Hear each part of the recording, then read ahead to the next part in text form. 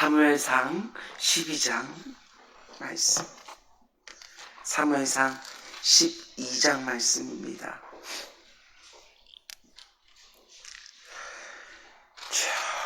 사무엘상 12장 1절부터 25절까지 우리 그 가운데 1절과 2절 말씀만, 1절과 2절, 구약성경 424페이지입니다. 1절과 2절 말씀을 우리 한 목소리로 함께 읽겠습니다. 시작.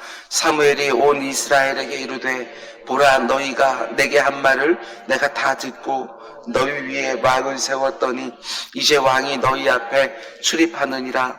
보라, 나는 늙고 머리가 휘어졌고 내 아들들도 너희와 함께 있으니라. 내가 어려서부터 오늘까지 너희 앞에 출입하였거니와. 아멘, 아멘. 우리 한민수 권사님, 나라면 하나님을 찾겠고 내일을 하나님께 의탁하리라 하는 결심과 함께 예물 드렸습니다. 우리 잠시 기도하겠습니다. 사랑해 주님, 감사합니다.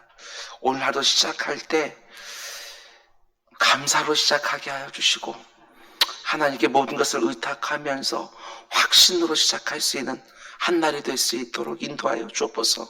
오늘도 하나님께서는 내 인생을 아름답게 하실 것이며 이 세상의 모든 것들을 우리 눈에는 보이지 않지만 또 하나님께서 원하시는 그 선하신 방법대로 이끌어갈 줄 믿고 오늘 믿음으로 바라보며 하나님을 찬송하는 한 날 될 수 있도록 인도하여 주시옵소서.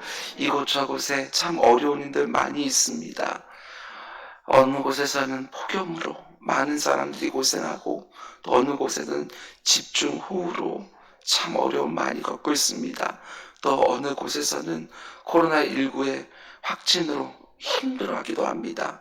내 주 아버지 하나님, 또 이때도 잘 지나갈 수 있도록 우리에게 힘과 능력과 지혜를 허락하여 주시고 그 모든 것들 가운데 속에서도 흔들리지 아니하고 주님 앞에 온전히 서게 하여 주시옵소서. 우리 한민수 권사님 지금까지의 인생을 하나님께서 눈동자처럼 지켜주시며 인도해 주셨습니다.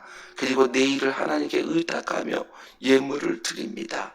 주님, 언제나 하나님께서 내 인생을 주장하시고 인도하시고 보호하시고 공급하시는 것 믿고 하루하루 감사로 살아가는 우리 한 권사님 될 수 있도록 인도하여 주옵소서. 우리 김용순 집사님 오늘 눈 수술을 받습니다.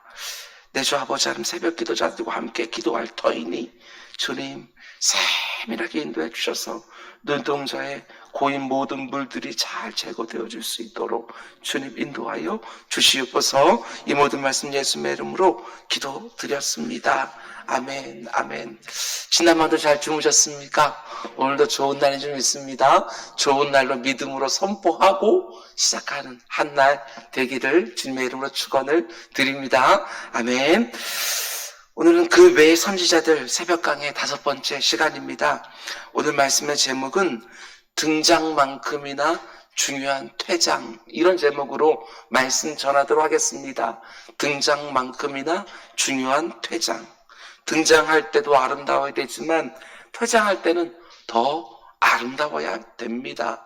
이런 마음으로 살아야 우리가 하루하루가 하나님 앞에, 사람 앞에 바를 수 있지 않겠습니까? 퇴장할 때가 더 아름다운 인생. 오늘 본문은 이렇게 시작하지요. 1절과 2절 우리가 읽었지만 사무엘이 온 이스라엘에게 이르되 보라, 너희가 내게 한 말을 다 듣고 너희 위에 왕을 세웠더니 이제 왕이 너희 앞에 출입한다. 사무엘이 지금 길갈이라는 곳으로 사람들을 불러 모아서 일종의 고별 설교를 하고 있는 것입니다. 너희들이 그렇게 원했던 왕이 이제 세워졌으니 나는 이제 사사의 자리에서, 지도자의 자리에서 내려오겠다고 말하는 것이지요. 여러분, 그런데 이거 아십니까?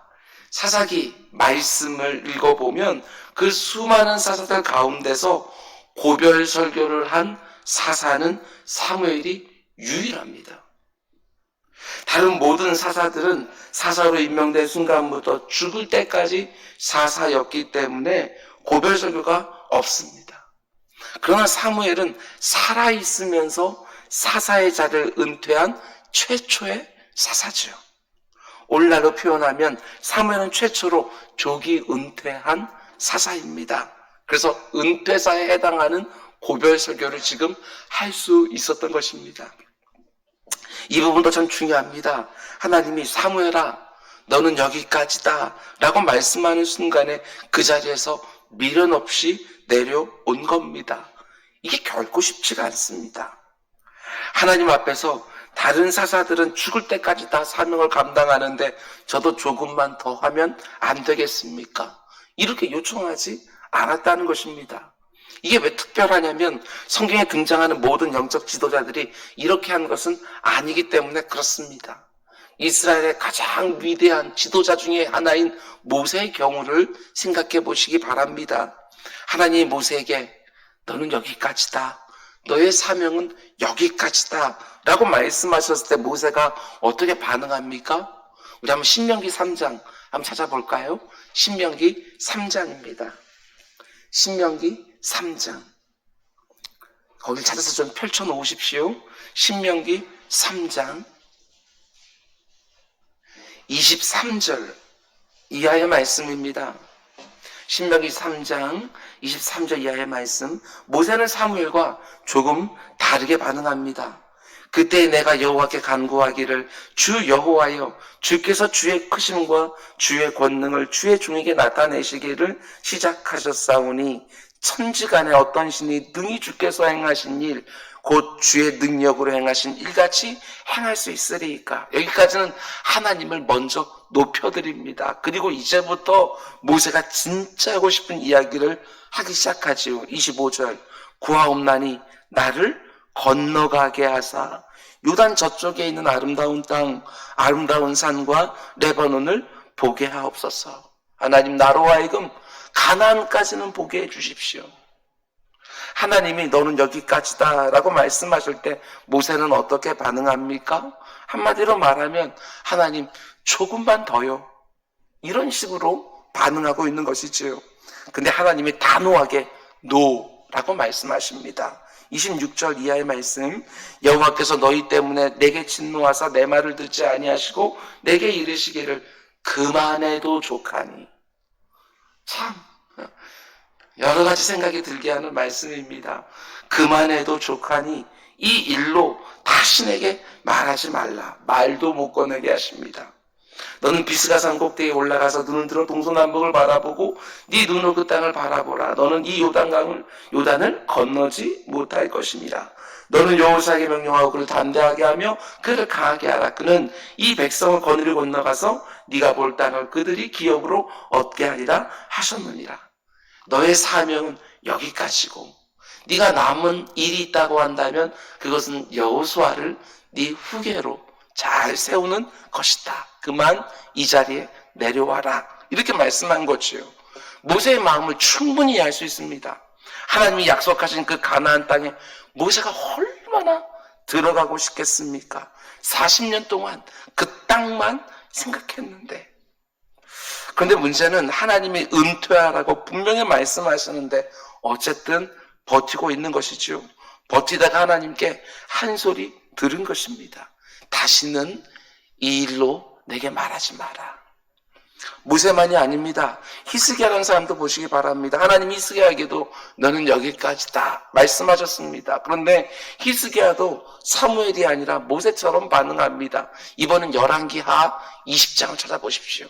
열왕기하 20장 왕하 이렇게 색이 되어 있습니다. 열왕기하 20장 왕하 20장 찾아서 여기도 좀 펼쳐 놓으시기 바랍니다. 열왕기하 20장 1절 이렇게 되어 있습니다. 그때 히스기야가 병들어 죽게 되매 아모스의 아들 선지자 이사야가 그에게 나와서 그에게 이르되 여호와의 말씀이 너는 집을 정리하라. 네가 죽고 살지 못하리라 하셨나이다. 하나님이 분명히 말씀하셨습니다. 히스기야 너는 여기까지다. 네 사명과 인생은 여기까지다. 근데 히스기야가 어떻게 반응하지요? 모세와 똑같습니다. 2절과 3절. 히스기야가 낯을 벽으로 향하고 여호와께 기도하여 이르되 여호와여 구하오니 내가 진실과 전심으로 주 앞에 행하며 주께서 보시기에 선하게 행한 것을 기억하옵소서 하고 히스기야가 심히 통곡하도다. 히스기야가 이렇게 간절히 기도한 것도 충분히 이해할 수 있습니다. 아직 준비가 안 된 것이지요. 갑자기 병에 걸려서 죽게 되었기 때문에 아직 마음의 준비가 되지 않았을 거라고 충분히 생각이 되었습니다. 그런데 분명한 것은 그때가 바로 하나님이 그의 생명을 부르시는 때였다는 것이죠. 모세에게는 분명히 노라고 말씀하신 하나님께서 히스기야의 요구는 들어주십니다. 그걸 15년을 더 살게 해주시지요. 그런데 이어지는 말씀들을 계속해서 읽어보면 과연 히스기야가 15년을 더 산 것이 좋았느냐? 그렇지 않다고 성경이 아주 분명하게 말해줍니다. 하나님 부르신 때가 그에게 좋았던 거지요. 죽음 직전에 다시 살아나니까 그 뒤로 이어지는 말씀 보면 자신이 병에서 나았다는 얘기를 듣고 그것을 축하하기 위해서 온 바벨론의 사신들에게 마음이 들떠서, 아니 교만해져서 이스라엘의 모든 보물창고와 무기고를 다 보여주지요. 그것이 빌미가 되어서 남유다의 멸망을 촉발하는 것을 보게 되어집니다. 뿐만 아니라 남유다에서 가장 악한 왕을 꼽으라면 므낫세를 꼽는다고 제가 말씀을 드렸습니다. 지금 그의 므낫세의 아버지인 히스기야에게 찾아가서 하나님의 말씀을 전해준 선지자가 이사야 선지자인데 므낫세에 의해서 이사야 선지자가 토백혀서 죽임을 당합니다. 정말 악한 왕이지요. 그런데 이 히스기야의 아들인 므낫세가 언제 태어나느냐? 이어지는 20장 21절 말씀 보세요. 히스기야가 그의 조상들과 함께 자고 죽었다는 것이지요. 15년이 연장된 수명이 다 끝나고 죽었어요. 그의 아들 므낫세가 대신하여 왕이 되니라. 근데 곧바로 이어지는 한 장 넘겨서 21장 1절은 이렇게 되어 있는 거예요. 므낫세가 왕이 될 때의 나이가 몇 살? 12세. 그럼 히스기야가 죽었을 때 므낫세의 나이가 12세라면 뭘 말해주는 것이지? 히스기야가 15년을 더 사는 동안, 그러니까 3년째 되었을 때, 그러니까 병에서 나으니 3년째 되었을 때 아들 므낫세를 낳은 거예요. 연장된 수명 15년 더 사는 순간에 그 악한 왕 므낫세가 태어나요. 성경이요, 아주 그냥 고발하듯이, 호소하듯이 므낫세가 얼마나 악한 왕이었는지를 계속해서 쓰는 거예요. 곧바로 이어지는, 왕이 되었다고 말해놓고 곧바로 이어지는 2절 말씀부터 이렇게 말합니다. 므낫세가 여호와 보시기에 악을 행하여 여호와께서 이스라엘 자손 앞에 쫓아내신 이방 사람의 가증한 일을 따라서, 잘 보셔요, 그의 아버지 히스기야가 헐어버린 산당들을 다시 세우고 이스라엘의 왕 남유다가 아니라 북이스라엘의 악한 왕 아합의 행위를 따라 바알을 위하여 제단을 쌓고 아세라 목상을 만들고 하늘의 1월 성신을 경배하며 섬기며. 므낫세가 이렇게 못된 짓을 한 거예요. 그래서 11절에서 이렇게 말합니다. 유다왕 므낫세가 이 가증한 일과 악을 행하여 그 전에 있던 아모리 사람들의 행위보다 더욱 심하였고 가나안 사람보다 더 악했다. 또 그들의 우상으로 유다를 범죄하게 하였다. 많은 사람들로 하여금 하나님을 떠나게 한 거예요. 배교하게 하고 우상을 섬기게 한 거예요. 어린 소자 하나를 실종만 시켜도 연자맷돌을 메고 바다에 던지우라고 그렇게 말하고 있는데 므낫세는 나라 전체를 우상으로 덮어버리는 거예요. 그런데 이 므낫세가 언제 태어났다고요? 히스기야가 15년 더 사는 동안에. 하나님이 멈추라고 하실 때 멈추지 않은 결과가 이렇게 심각하게 되어진 거죠. 하나님이 멈추라고 하실 때 멈추는 것이 언제나 좋은 것입니다. 이런 부분을 알고 사무엘 선지자를 다시 보면 그 마지막 모습이 너무나 깔끔합니다. 하나님이 너는 여기까지다 말씀하니까 여기까지구나 주저없이 내려옵니다. 사무엘은 등장도 멋져요. 그런데 퇴장도 멋집니다. 여러분, 저도 아름답게 퇴장하고 싶습니다. 꼭 기도해 주시기 바랍니다. 열심히 목회하다가 하나님이 너는 여기까지, 네 사역은 여기까지라고 말씀하시면 저 역시 추적 없이 모든 건 내려놓고 깔끔하게 퇴장할 수 있기를 원합니다. 하나님 요거까지는 해놓고요. 요거는 맞춰놓고요. 제가 시작한 일인데 이것까지는 봐야 되지 않겠습니까? 아무리 그것이 중요한 일이 보인다 할지라도 하나님이 여기까지라고 말씀하시면 거기가 가장 아름다운 퇴장의 자리죠. 모든 인생들이 이 땅을 사는 동안 이런 저런 자리에서 등장하다가 퇴장합니다. 등장은 다 떠들썩하지요. 많은 사람의 축복으로 등장합니다. 그런데 퇴장할 때의 모습을 보면 너무나 씁쓸한 경우 우리가 어디 한두 번 봤습니까? 퇴장할 때도 많은 사람들이 축복 가운데 속에 퇴장할 수 있기를 원합니다. 그러려면 잘 살아야죠. 잘 살아야 아름답게 퇴장할 수 있는 것입니다. 교회 안에서 참 많이 봅니다. 누군가 교회에 처음 등장할 때는 새가족 환영 등으로 아주 떠들썩하게 시작을 합니다. 그런데 교회를 떠날 때 보면 굉장히 씁쓸하지요. 많은 사람들의 마음을 아프게 해놓고 퇴장하는 경우도 수도 없이 많이 봅니다. 등장도 중요하지만 퇴장도 중요한 거예요. 우리들의 인생의 생일이 아름답었다면 우리 인생의 장례식이 아름다워야지요.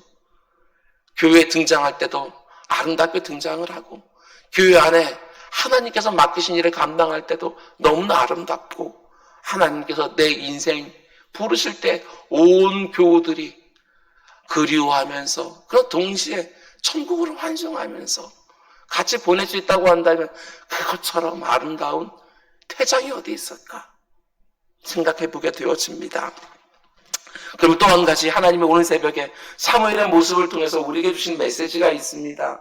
오늘 보면 12장 2절 말씀 다시 한번 함께 읽겠습니다. 시작. 이제 왕이 너희 앞에 출입하느니라. 보라 나는 들고 나 머리가 휘어졌고 내 아들들도 너희와 함께 있느니라. 내가 어려서부터 오늘까지 너희 앞에 출입하였거니와. 중간쯤에 나오는 내 아들들도 너희와 함께 있느니라. 이 말씀이 중요합니다. 사무엘에게 두 아들이 있습니다. 우리 앞으로 몇 장 넘겨서 8장을 찾아보실래요? 8장, 사무엘하 8장. 이 말씀을 알고 오늘 본문을 읽으면 이해가 잘 됩니다. 8장 1절부터 3절까지. 사무엘이 늙음에 그의 아들들을 이스라엘 사사로 삼으니 장자의 이름은 요엘이요 차자의 이름은 아비아라. 그들이 부엘세바에서 사사가 되니라. 그의 아들들이 자기 아버지의 행위를 따르지 아니하고 이익을 따라 뇌물을 받고 판결을 굽게 하니라. 사무엘에게 요엘과 아비아라는 이름의 두 아들이 있는데 사무엘이 자기 아들들을 늙어서 사사로 자기 뒤를 이을 사사로 임명을 했어요. 그런데 아버지처럼 신실하게 그 직무를 감당하지 않고 뇌물을 받습니다. 그래서 이스라엘 백성들이 왕을 달라고 구하는 직접적인 계기를 제공하지요. 다른 말씀을 드리기 전에 일단 우리 다 부모 아닙니까? 자녀를 잘 키운다는 게 여간 어려운 일이 아닙니다. 여간 어려운 일이 아니에요.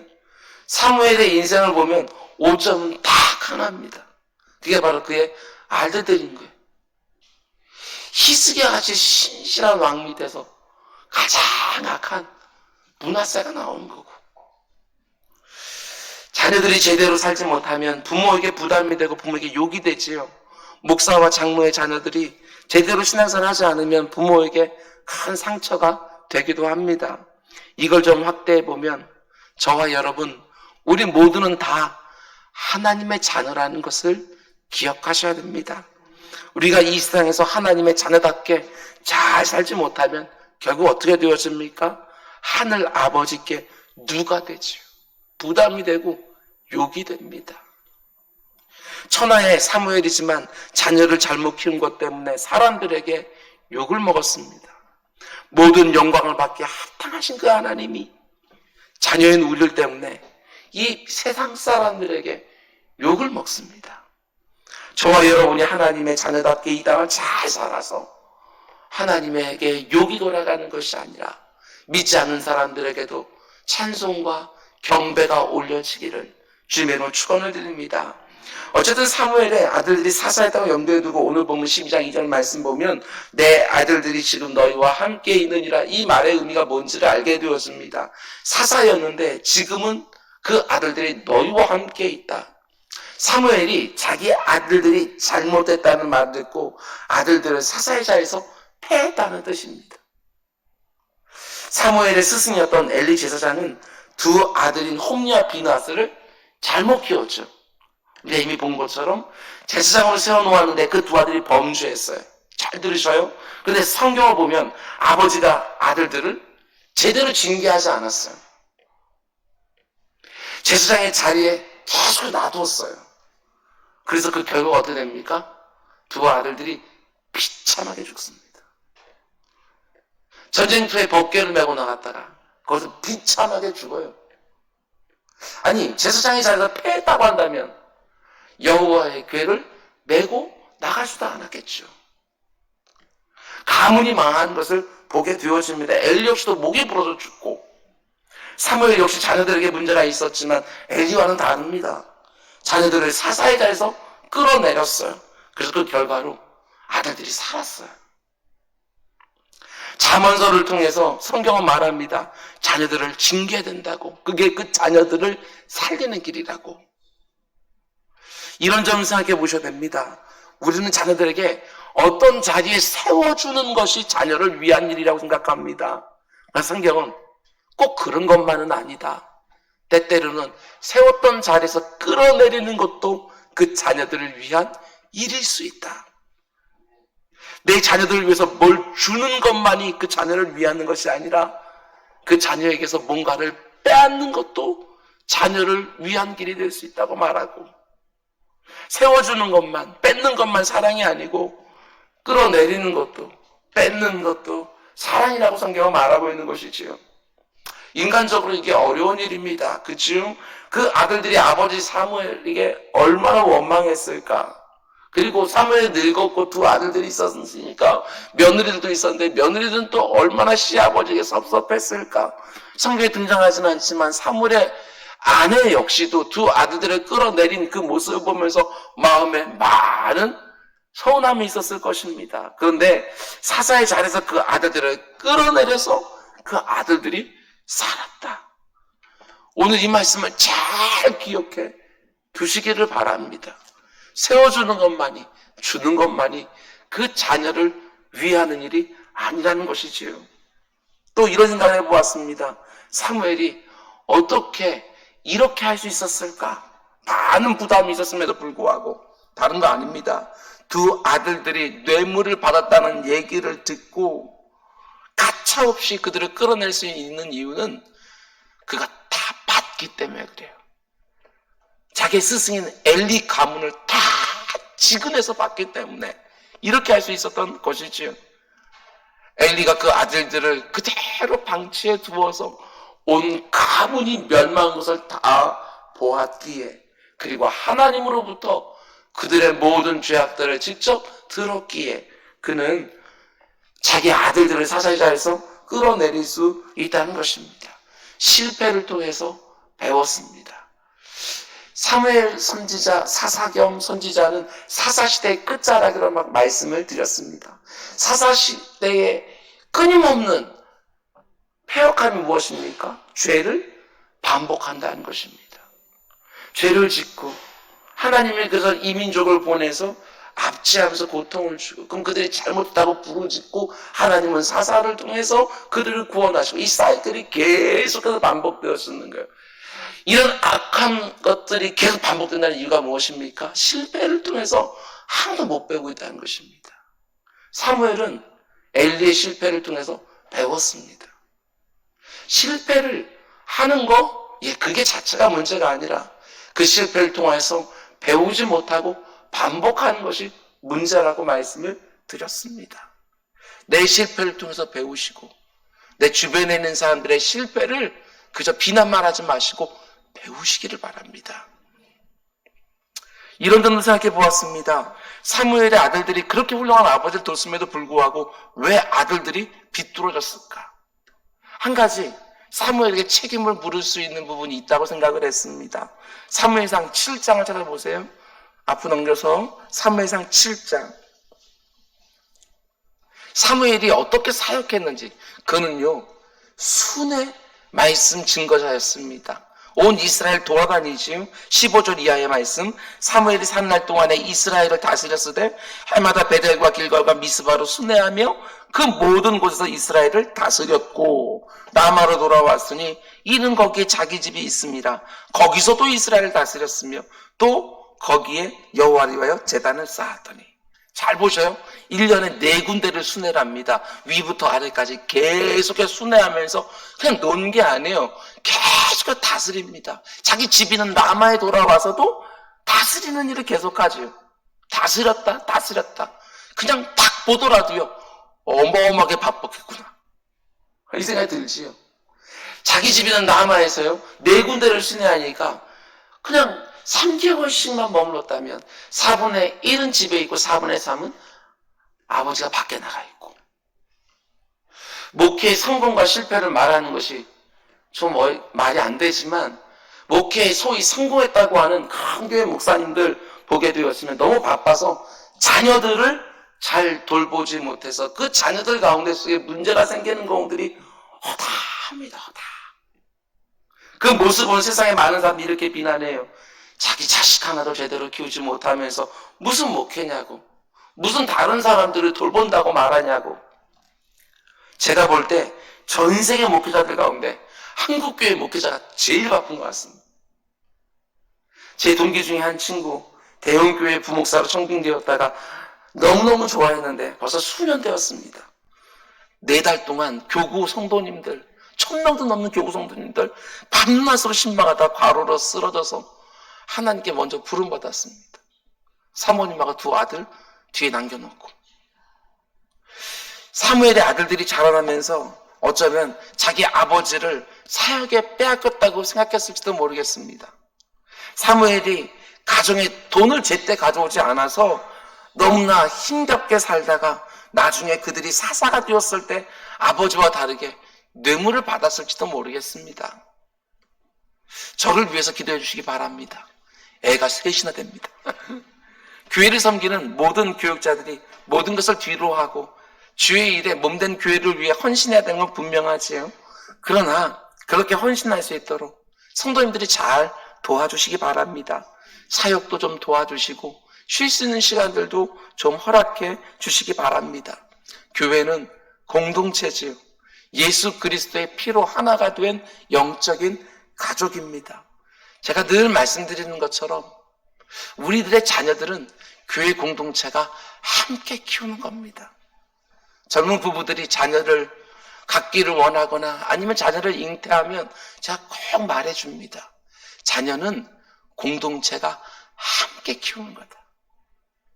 너 역시 다른 자녀들을 위해서 열심히 양육해 주는 것이고, 그리고 그분들이 네 자녀도 열심히 양육해 주는 거다. 이게 교회 공동체지. 교회 안에 속한 자녀들을 마치 내 자녀를 대하듯이 사랑과 관심과 헌신으로 함께 키우는 것입니다. 성도들이 교육자들의 자녀들을 잘 챙겨주고 교육자들이 성도들의 자녀들을 신앙으로 잘 양육하는 것이지요. 저나 여러분이나 부모로서 하나님께 잘 지혜를 구하면서 자녀들을 신앙 안에서 잘 양육하는 은혜가 있기를 주님의 이름으로 축원드립니다. 기도하겠습니다. 사랑의 주님, 감사합니다. 우리가 인생을 살아가면서 해야 되는 수많은 일들이 있지만 그 가운데서 가장 중요한 것이 거룩한 후손을 남기는 것들이 너무너무 중요합니다. 내 주 아버지, 그러나 신앙의 계승이 너무너무 어렵습니다. 주님, 부모보다 갑절에 하나님께 쓰임받는 자녀들을 이 땅에 남긴다고 하는 것이 결코 쉽지만은 않습니다. 하나님의 큰 은혜가 필요하오니 오늘도 우리 자녀들을 놓고 기도할 때 하나님께서 지혜를 주시고 의지도 주시고 아버지 하나님, 세상이 말하는 교육하게 말해주지 않는 하나님께서 내게 가르쳐 주시는 그때그때의 지혜가 있도록 주님 인도하여 주시옵소서. 한 주간도 이렇게 새벽마다 하나님 앞에서 시작하며 힘을 얻고 지혜를 얻어 아버지 하나님 살았습니다. 그리고 오늘 금요일입니다. 모든 것 잘 마무리하고 또한 주일을 준비하는 우리 모두가 되게 하여 주옵소서. 이 모든 말씀 예수님의 이름으로 기도드렸습니다. 아멘. 너희를